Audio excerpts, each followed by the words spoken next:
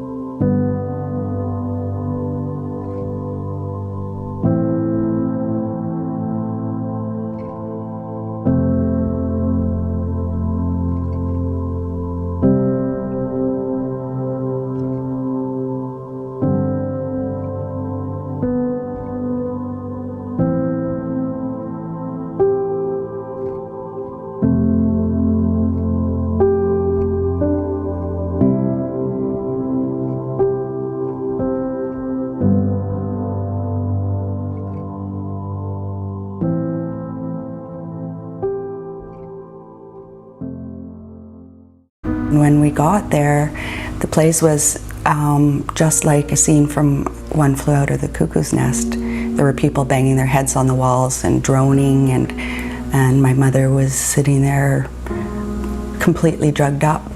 And even as a child, I knew that she wasn't right.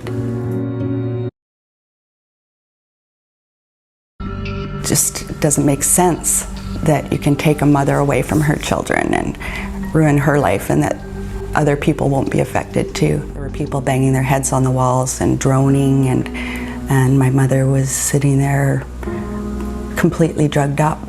And even as a child, I knew that she wasn't right.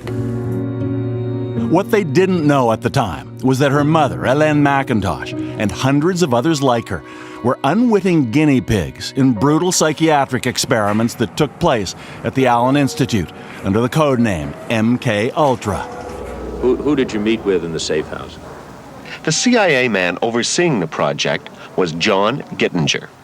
There was continued pressure put upon anybody within the agency in connection with trying to explain or understand brainwashing. So we were charged with rather an elaborate attempt to try to find out chemical, psychological, any kind of means that people could use to influence the behavior of the people. They promised me that I would get rested. I was told that I would be looked after in the hospital. That was hell. It really was. It's something that you can't describe. And when I start talking about it, I start shaking. My body shakes. It's like my body's saying, don't go there. That's you. Yeah. Look how dark my hair is. I don't think that. Electroshock and a picture of Dr. Cameron, but I do remember him. I remember his voice very clearly. What do you remember about it? He sat me in front of a group of medical students or doctors that were doing their residency, and he said, "This woman is hopelessly incurable," and that was it. And he was so cold. I was reduced to a baby and wearing diapers and being fed, and you know, I can't imagine it. I don't remember that, thank goodness, because it would haunt me in my dreams.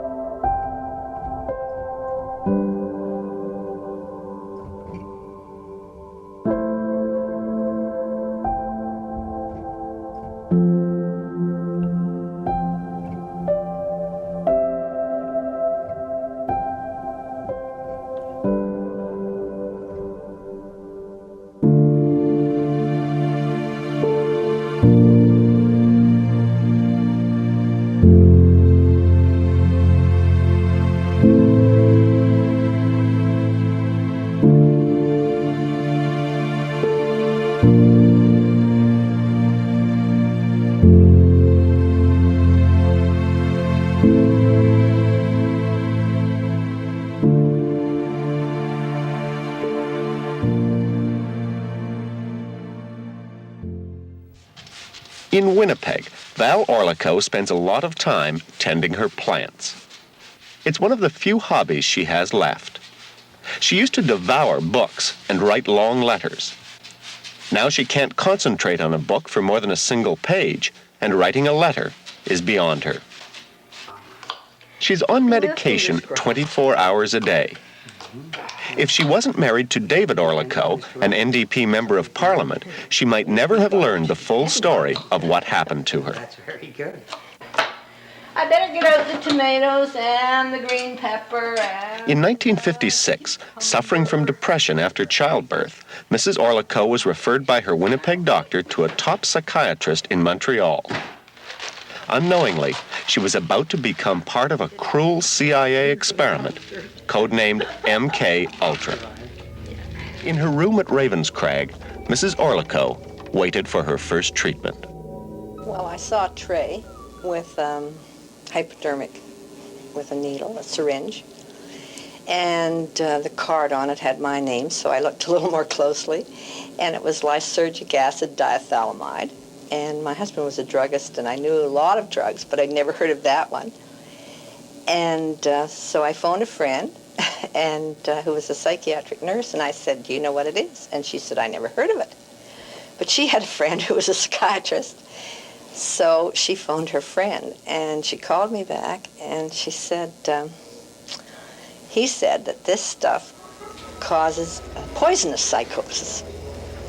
She said he said not to take it. Well, I thought, you know, he's a very Freudian psychiatrist and doesn't believe in any medication of any kind. And after all, here's Dr. Cameron. I mean, he's the big doctor, and he's, you know, he's known all over the world, and he wouldn't do anything that would harm me, etc. And so I took the injection, but I didn't like it. And it really did create a poisonous psychosis. Everybody in the hospital was very much in awe of Dr. Cameron, and he strode the halls like a giant. And people would say, oh, there but for God goes God. And to me, I thought, how could he possibly ever take me for a patient? Who am I? I mean, this great man who's done all these marvelous things.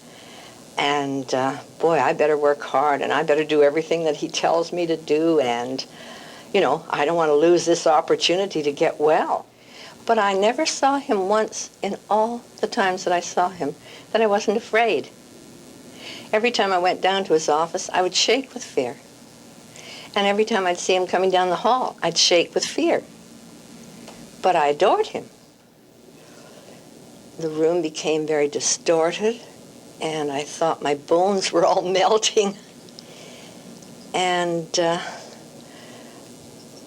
I just wanted to scream that I wanted to get out of there. And I saw the squirrels outside, and I thought, they're not the squirrels, I'm the squirrel. I'm in this cage, and I can't get out. And I started to throw myself from side to side in the room. And I couldn't write. They had given me a pencil and paper and asked me to write down, but I couldn't write. I couldn't do anything. I couldn't focus. I don't know, it was like some kind of funny hell I'd fallen into, and I couldn't get out. And I don't know how long that went on. It was just a terrible nightmare. And I just felt that my life was threatened. I could never go back to what I'd been. I can't take it anymore. I can't stand it. I don't think this is doing me any good. I feel worse. And he'd walk down the hall a little way with me and put his arm on my shoulder. And come on now, lassie, you know you're going to do it. And finally I'd say, well, okay. And off we'd go to my room, and he would give me another injection and then pat me on the shoulder, and off he'd be again. I had LSD, I believe, a total of 14 times. And sometimes there would be 4 days between the injections, and sometimes there would be one consecutive day after the other.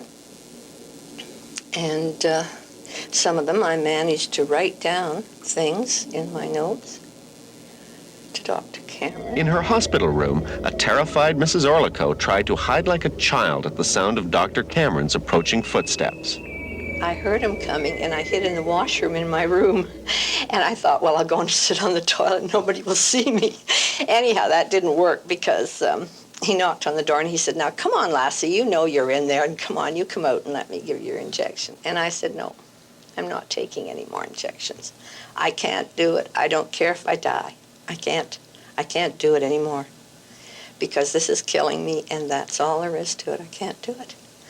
Well, he wasn't very happy about it. And however, after a little discussion, he turned on his heel and left the room. There was another lady who had the same kind of psychic driving that I did, and she was a very wiry, slender lady, and with lots of pep and zip, you know, and she'd go to the dances and this and that. And one day she just wasn't there. And when we asked where she went, they said, oh, well, you know, she's gone to another hospital. Well, sometime later, I was in the day hospital, and I happened to ask a nurse if she'd heard what had happened to this lady. And she said, oh, that's her sitting over there. And I looked, and there was a fat lady that just looked like she was made out of dough. She didn't know me. She didn't know herself. She didn't know anybody. She was gone. Now that's a death. There was a gentleman who jumped off the roof of the Allan. I don't think he had LSD, but he had sleep therapy with psychic driving, you know, with the driving tapes under his pillow. And they told him he was going to go home. And he'd just come out of sleep therapy. And he just jumped. He said, went around, big smile on his face, said goodbye to everybody, went up on the roof and jumped off and landed at the back door of the Allan, which was a dreadful, awful thing. I don't think he was more than 30. And he was just gone. Just gone. And there was this big washed area at the back door. Nobody would go in and out of that back door for a long time. And everybody in the hospital spoke in hushed tones, and everybody was affected. They would not talk about it. It was as though it did not happen. I've heard that it was the most brutal program under MKUltra in the States and in Canada, that this was the most brutal. It was an awful feeling to realize when I found this out that the man whom I had thought cared about what happened to me didn't give a damn. I was a fly, just a fly. I've been hospitalized. When I first went home to Winnipeg, I attempted to take my own life because I couldn't endure the way I felt. And I have a chronic need. I'm very dependent on other people. And I have a chronic depression, which at times gets worse. Her husband, David Orlikow, NDP Member of Parliament for 22 years, remembers the cost. We had Blue Cross coverage, but we didn't have, but Blue Cross did not cover treatment in a mental hospital. So what we did after the first year was to sell the house, which was really the only money that we had. And my daughter and I moved in with Al's mother. And we stayed there almost 3 years. It was tough, but the financial cost was really a small part of the cost. If you're talking about cost, it really disrupted our lives. I've often, when I've been alone at home, thought, how can you fight the CIA? Who in heck do you think you are? How can you fight the CIA?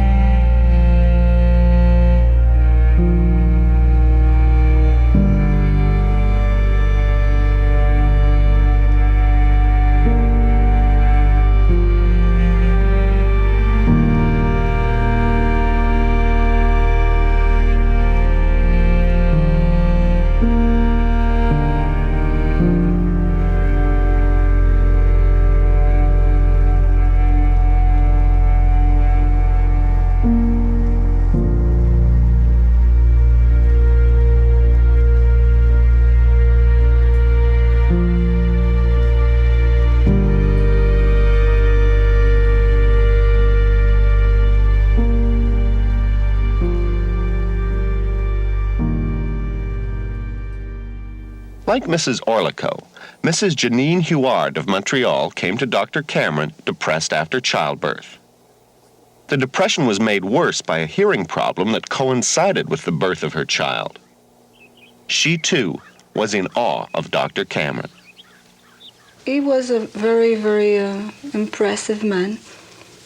And I was told he was the best doctor in North America, so he would look at you a few minutes, ask you a few questions, and then proceed with the treatments. Mrs. Huard, like the others, was forced to pay for the so-called treatment, massive electric shocks, and all the drugs. They would give me as much as 40 pills a day, and I would ask the nurse, what is that? They would say it's a new drug, and they only name it by a number. What did all those drugs do to you? How did they make you Well, feel? I was very, very strong, well-powered. So these drugs kind of desensitized me. They would lower my reactions. They would lower my resistance. I would try very strongly not to let my mind be capturing all the messages, but they would lower my resistance so much with the heavy drugs, but I couldn't do otherwise than listen. Did you ever ask them how any of this was making you better? No, I didn't ask questions. I was just say, I don't want to go through it again. And I would cry. I didn't want it to, you know. I knew it. Way down in my heart, I knew it wasn't good. But, you know, how could you fight? You're in a hospital where it's supposed to be the best, with the best doctors. So, what can you do? Did you ever try and get away from there? Did you ever say, I'm just not going back? I tried. I was home for the weekend. And I had a pass for the weekend. That's how they call it. So when I was there, I said, I'm not going back there. So I telephoned, or somebody else in the house telephoned, and they said, if you're not coming back, we're sending the police after you. So I remember being so upset. I was crying. I didn't want to go in. And it was really like a concentration camp. Why are you running away from your responsibilities, Janine? Why, Janine? Why? Janine, why are you running Why away are you from running your away from your responsibilities? responsibilities? Why are you running away from your responsibilities, Janine? Why are you running away? Why are you running away from your responsibilities? Why are you running away? One thing which triggered Mrs. Huard's initial depression was growing deafness in one ear. That was later corrected with minor surgery. But no surgery can undo Dr. Cameron's work at Ravenscrag. I cannot go to sleep without any medication. I have migraine headaches that last for a week at the time. Doctors cannot find a cause. I have slight amnesia. I have a lot of trouble to concentrate. Not being with my family, not being able to follow a career, not being able to study anymore, which I wanted to do very much. I would say it cost me my life.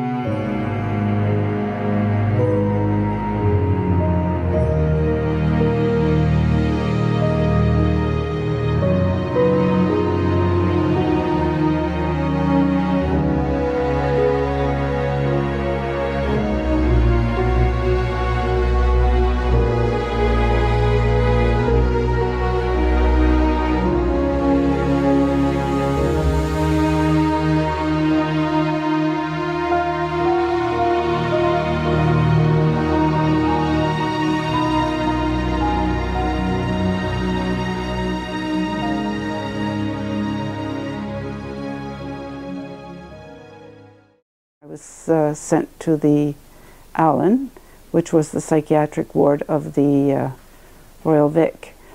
Every time I had the nitrous oxide, I felt like I was spinning into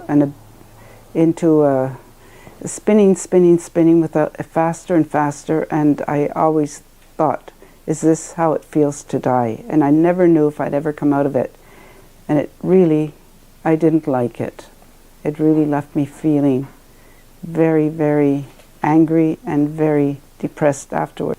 And I didn't like all the pills that I was taking. I couldn't swallow them with water because they were always afraid that I wouldn't keep them down.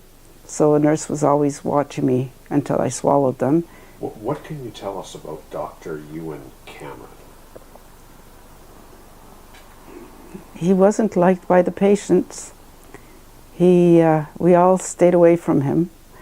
We all made beelines away from him whenever we saw him. We were terrified of him. Nobody really knew why, but we were all terrified of him. Once we were at the Allan, we didn't have a choice. We couldn't say, no, we don't want this. It was, you know, we were given medication and we had to take it. Some people I know were restrained to take because they didn't want their medication. They were restrained and they were forced to take the medication. We were very surprised, of course, and angered, and I would say somewhat frustrated that nobody really intervened on these patients' behalf. Later on we found out that it was a collaborative work between the Canadian government and the American government, the CIA and the Canadian government, who actually condoned this experimentation on unknowing victims, actually. These patients were used. Gina was a ward of the state at that time and didn't have a voice and didn't have even a status. So it seemed that to have happened in our country was something really surprising and disappointing. I really am proud of her. I think she's just really, it's a human triumph. She just won. She came out of it in one piece.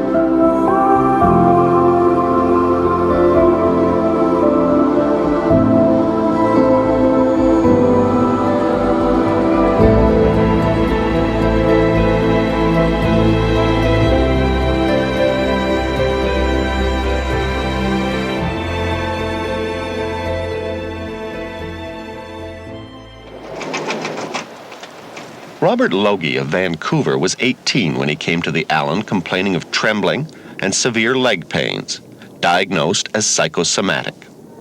Like Mrs. Orlikow and Mrs. Huard, he had no inkling he was to be part of a CIA experiment. The LSD was very horrifying, and they gave it to me for about 12 or 15 times. One minute I would see the doctor there, the next minute I wouldn't see him there, and they were asking me all kinds of questions, and I remember them telling me that I was getting smaller and smaller, and I really felt myself getting smaller. And they were bringing me back in time, way back, you know. At one point I almost felt like I was just about to be born, really, that far back in memory, and they were really, really probing, asking all kinds of questions, and I felt I didn't have any control. I had to answer. I didn't feel I had any control. I was completely, like they had complete control over me. For a while, I thought, I don't want to stay here, and I started to run away from the hospital, and they grabbed me, and then they put me on sleep treatment. And now they kept you asleep for 23 days. And while I was asleep, they were shocking the heck out of me with electric shocks and playing tapes. I've never been able to sleep without medication since the sleep treatment. I went through years and years and years of severe depressions. I dream about it. All my waking hours, I think about it. It's eating me up. Robert Logie was later given cortisone treatment for the pains in his leg that brought him to the Allan in the first place. It worked, but his mind is a different story. He now has joined with Mrs. Orlikow, Madame Huard, and 6 other Canadians in a massive lawsuit against the United States government.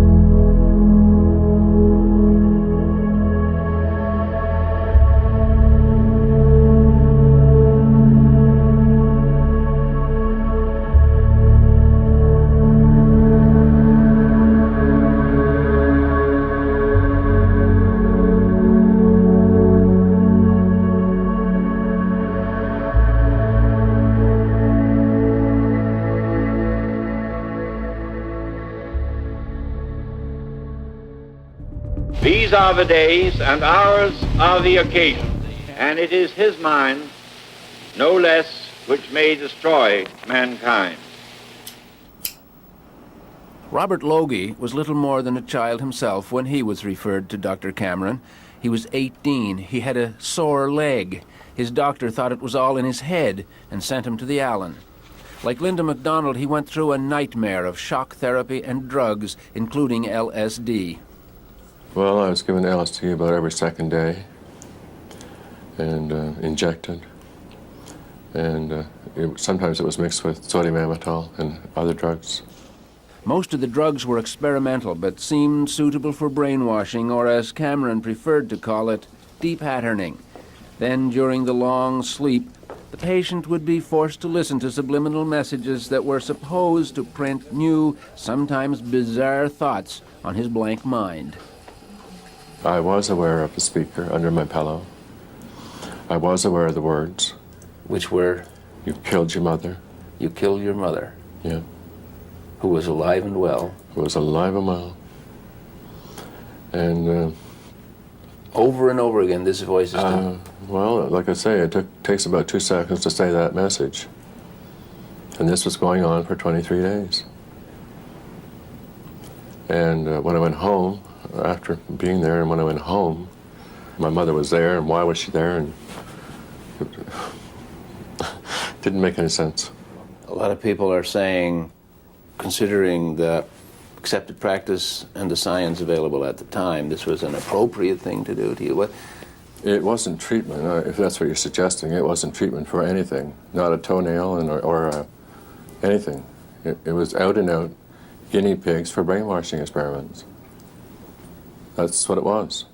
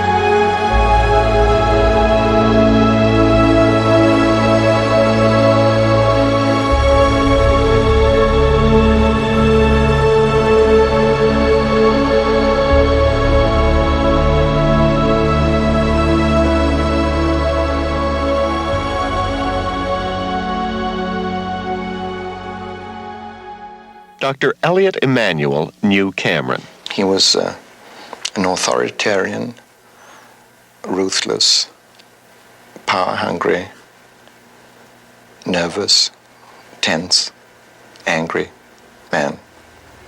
Not very nice. As you probably know, electroshock treatment has been given for depression for something like 40 years now. It's a very successful and useful treatment for severe depression that doesn't respond to other things. But de-patterning is a use of electroshock treatment in a totally different way, in which instead of giving the shocks, say, 2 or 3 times a week, they're given 2 or 3 times a day for 3 or 4 weeks, reducing the patient to a sort of animal, vegetable state, from which it's hoped that they would recover in a more healthy state of mind. It didn't work. How did those patients regard, or apparently regard, Dr. Cameron? Those patients were too far gone. The ones that were not too far gone were terrified of him. We were all terrified to see him around. We didn't want to be near him. I don't think that any patient ever wanted to be close to Dr. Cameron.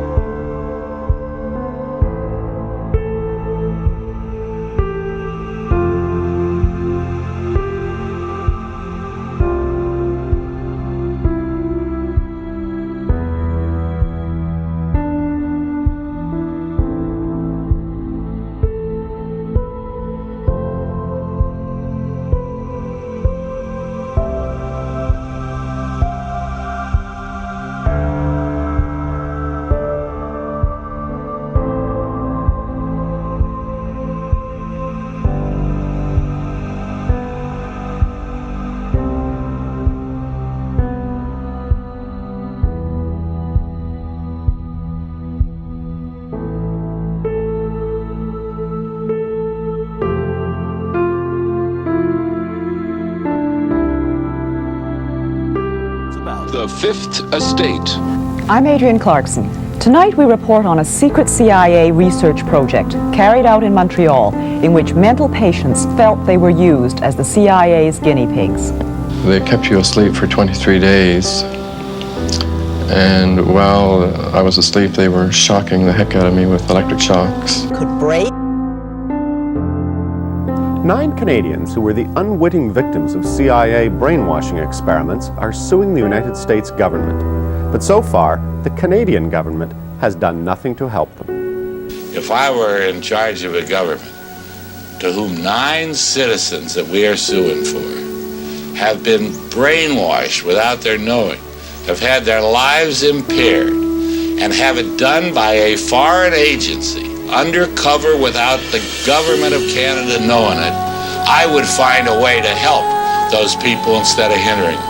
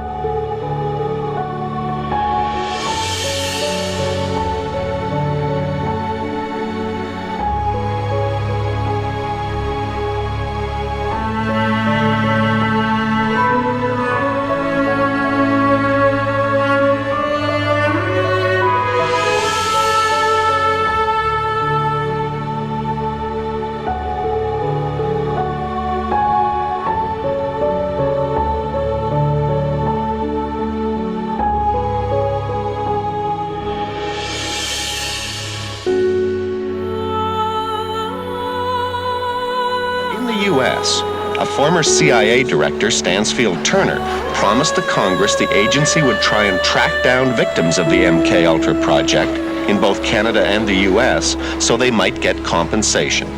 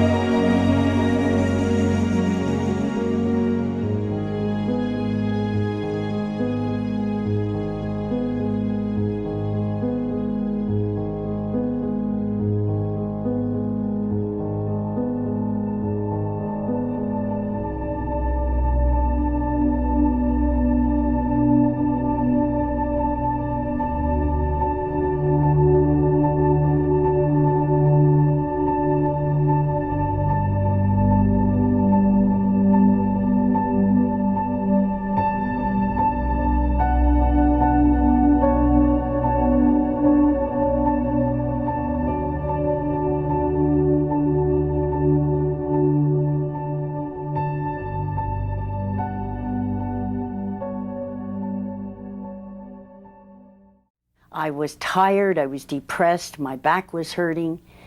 And so he said to the children's father, why don't you go to Montreal and visit this Dr. Ewen Cameron, this famous man who has all of these accolades, and have an assessment. So we went. My medical file even says that I took my guitar with me. And that was the end of my life. Within 3 weeks, Dr. Cameron decided to call me an acute schizophrenic and ship me up to the sleep room. How long did they put you to sleep for? I was in a coma for 86 days. 86 days of unbroken sleep. Yeah. Total comatose state. The movie called The Sleep Room dramatizes one technique for brainwashing. Extreme sessions of electroshock therapy, massive jolts of electricity 3 or 4 times a day for weeks. According to her hospital records, Linda MacDonald had 100 of these treatments. She entered hospital for treatment of what we can now guess was postpartum depression. Her records show the results of shock and radical drug therapy. May 15th shows some confusion. June 3rd knows her name, but that's about all. June 11th doesn't know her name. I had to be toilet trained. I was a vegetable. I had no identity, I had no memory, I'd never existed in the world before. Like a baby, just like a baby that has to be toilet trained. She eventually went home, her depression gone, and her entire previous life gone with it. And this is one of the twins. That was in '62 before I went to the Allan. And this is the same one, I think. I just look at the pictures and I know who that is, who they are, but I don't remember them as my children at all. I mean, I know that they came from my body, But there's no, that's all. I don't know, and that's because I was told that. So these are my children.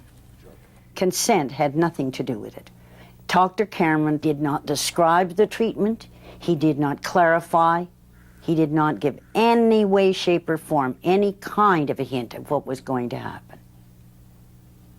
That's not consent. And I don't even know whether he talked to me, because I'll never remember anyway. When she discovered that her own government had been funding brainwashing experiments on her, she made a dramatic decision. You decided to take on the government of Canada. Oh, sure. Well, hey, considering what I'd already been through, that was a snap. You know, what else? Why not? It must have become obvious to you fairly quickly that you were ramming your head into a brick wall. Yes. I'm stubborn, too. It got to the point where every time, whether it was John Crosby or Raina Titian or then the Honorable Kim Campbell, it got to be, you guys, we're gonna stay alive. And I said that to Brian Mulrooney, too. If you think I'm going away, you've got another thing coming. I'm not going to go away. There I am. Look at me. Did they call me Lindy? Yeah. I am who I am today. My family tells me that I am very much like the Linda that they knew when I was growing up. Gregarious, always talking, laughing, singing, happy, positive person. I have no memory of that person. All I'm grateful for is that Cameron might have been able to wipe a memory, but he couldn't wipe a spirit.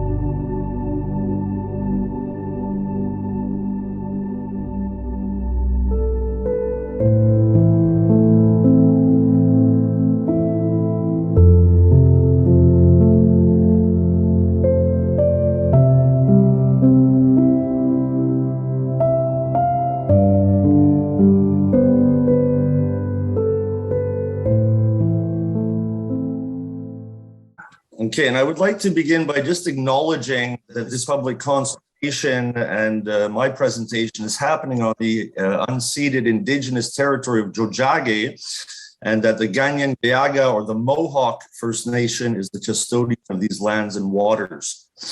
Now, my name is Donovan King, and I'm a historian, a teacher, and a tour guide.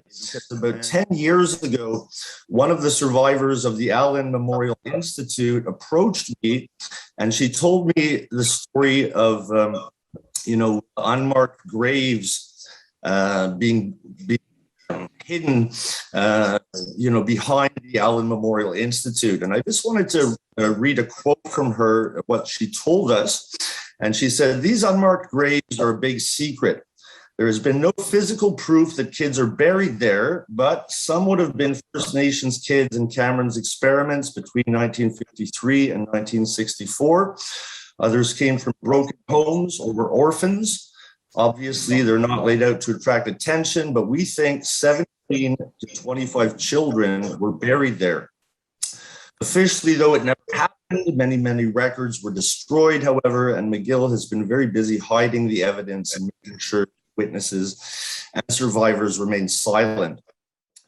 Gayuani gayue, gayuani gayue, wehio, hawi ne gai na we are here. Gayuani gayue, gayuani gayue, wehio, hawi ne gai na we are here. Gayuani gayue, gayuani gayue, wehio, hawi ne gai na we are here. Gayuani gayue, gayuani gayue, wehio, hawi ne gai na we are here. Gayuani gayue, gayuani gayue, wehio, hawi ne gai na we are here. Gayuani gayue, gayuani gayue, wehio, hawi ne gai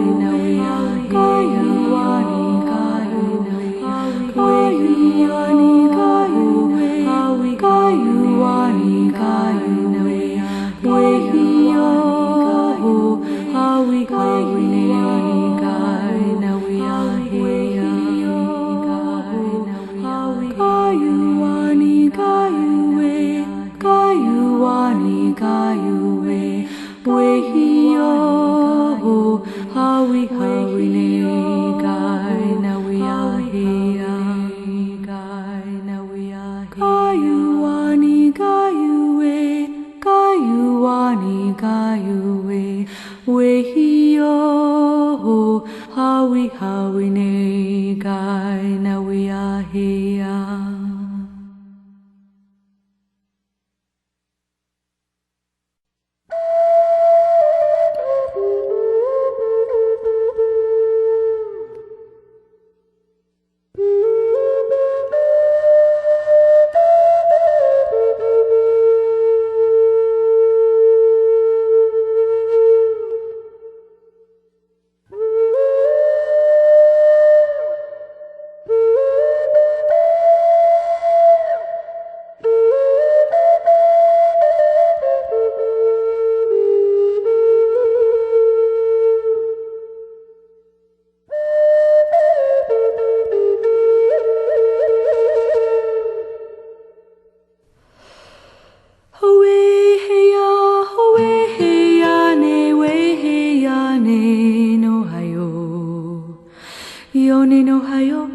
No heyo, no heyane, no hayo gai na we are heya.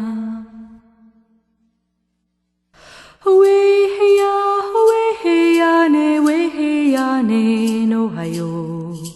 Yone no hayo, no heyo, no heyane, no hayo gai na we are.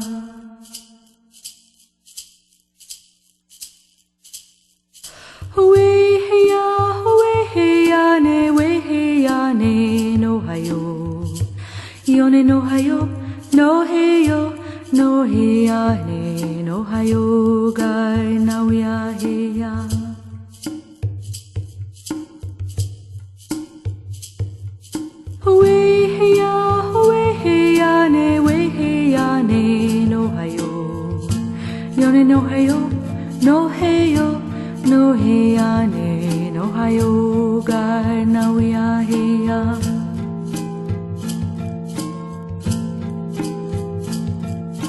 We heyane, we heyane, no hayo. Yone no hayo, no heyo, no heya he, no hayo ga na we are heya.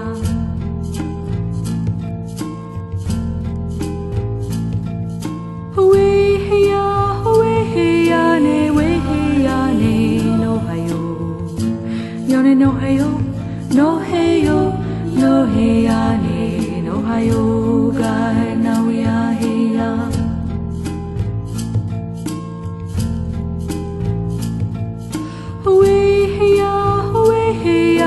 We heyane, no hayo. Yone no hayo, no heyo, no heya he, no hayo ga na we are heya.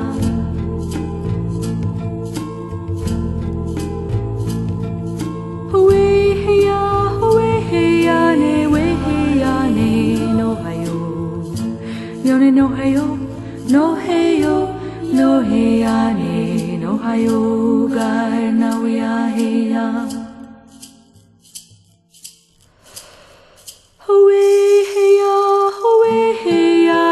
We heyane, no hayo. Yone no hayo, no heyo, no heyane, no hayo ga na we are heya.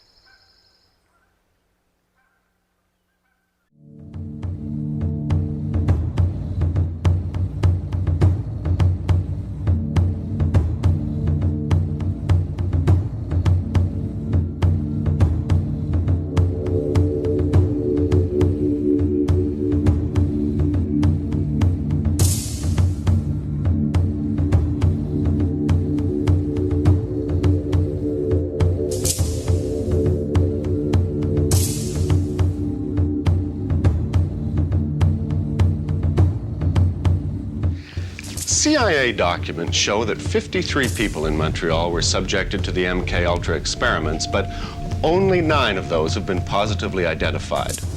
Apart from Orlikow, Huard, and Logie, there were 3 Montreal housewives, one of whom is now institutionalized. There's a Montreal businessman who never really got his life together again after the experiments, and another man who's been destitute for most of the time since. Ironically enough, one of the victims is now a psychiatrist practicing in Eastern Ontario. She obviously functions well enough, but after the experiments, 10 years of her memory was wiped right out. Yet to this day, neither the U.S. nor Canada has ever said, "We're sorry."